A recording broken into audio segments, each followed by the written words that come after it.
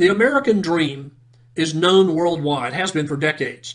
There are approximately 242 million adults living in the United States of America. 13.2 million of them are millionaires. That is a staggering 1 out of every 18 adults in America is a millionaire. Now, if you take husbands and wives together and add their personal net worths together, 1 out of every 9 households in America has a net worth of $1 million or more. So when you're thinking about what are the prospects and possibilities for your financial success, look at the facts. Let's develop this just a little further. America's population constitutes 2.2% of the world's population, but America's millionaires constitute 42% of all the millionaires in the world. That's why it's known as the American dream, and rightfully so.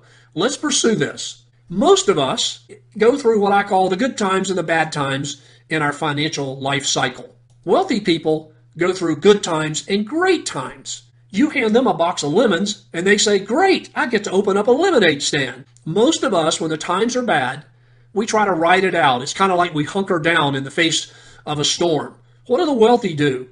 When the winds kick up and the ocean roar, they ride the wave, baby. That is a fact. And you can do the same thing. I've done it with no prior experience whatsoever, just by watching and observing and being humble enough to admit and acknowledge when you've seen something that's different and unique and powerful.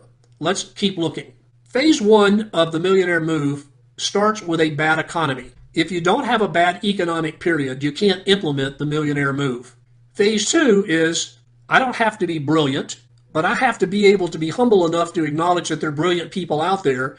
And if they are brilliant, they're already doing something about the bad economy. What are they doing? That's what I want to know. Now, I know what they're doing. They're creating a business venture that allows them to take advantage of the bad economy. This actually breaks down into 2 steps, and I'm going to show you that in a second. And then once they've done that, they then find a business venture that will let them take advantage of their discovery. Let's develop this more. We start with a bad economy. In the United States, we have a terrible economy.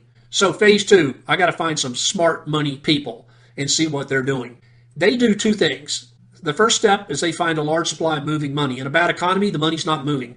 They're not looking for a little bit of money. They're looking for a lot of money. Step 2, now that they've found this large supply of moving money, they're going to find a business venture that will let them tap in to that big supply of moving money. Now, step 1, the Federal Reserve, which is also known as the central bank in the United States, has been printing about $75 billion a month of what I call bogus money. It is money that is not backed by a gold standard. So they're just dumping this money into the money supply through the banking system. What that's done is the same thing as you dumping a bunch of water into your coffee. It has weakened it.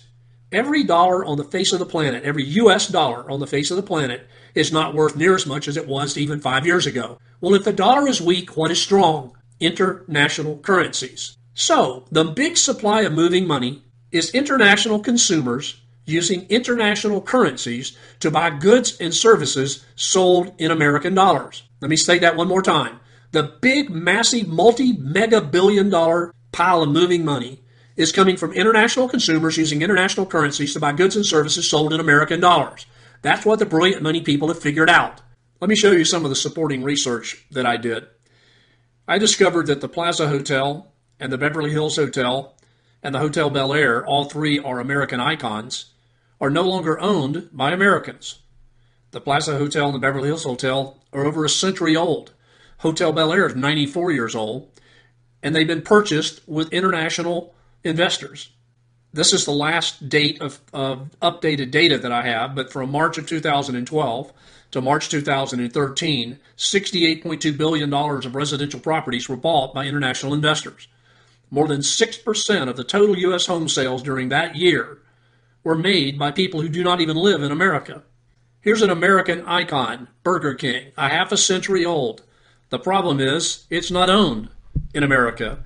There is a Brazilian-based global investment firm called 3G Capital that owns controlling interest of Burger King. And in 2013, this same multi-billion-dollar investment firm based out of Brazil bought the H.J. Heinz Company that was founded in 1869, 144 years old, no longer owned in America.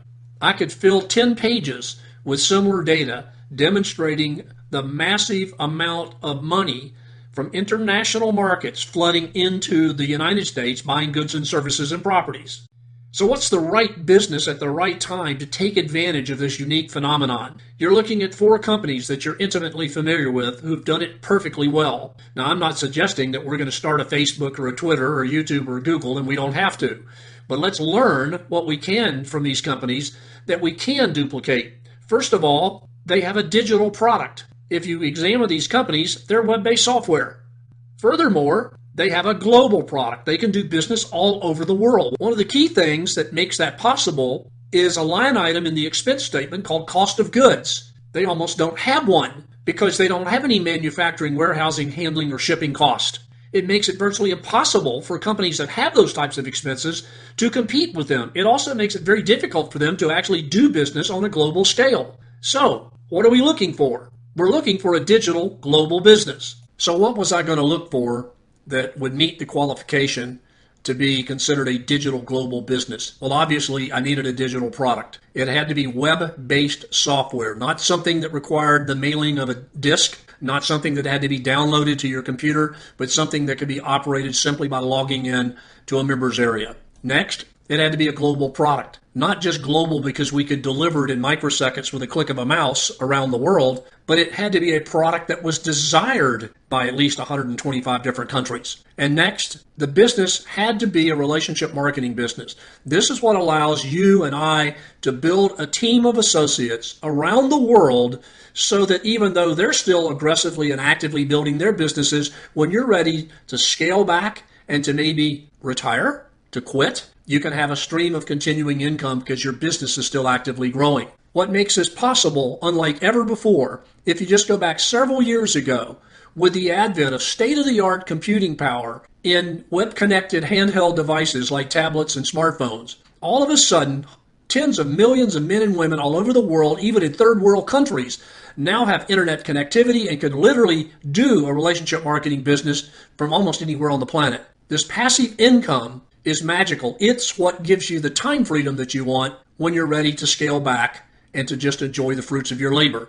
The last thing I had to have in order for it to meet my qualification is it had to be a company that could truly pay global compensation into at least 125 countries or more. Because the ability to do that is what opens up the American dream for men and women virtually all over the world without having to leave their homeland to come to America to enjoy that benefit. So it gives me a better shot at the American dream. It gives you a better shot at the American dream because we're able to share this entrepreneurial magic all over the world with men and women that have dreamed about it, passionately desired it, and now they can have it.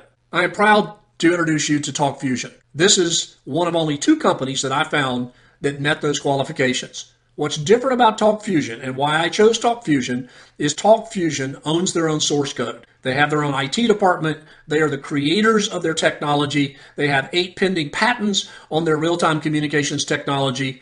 It's just an awesome program.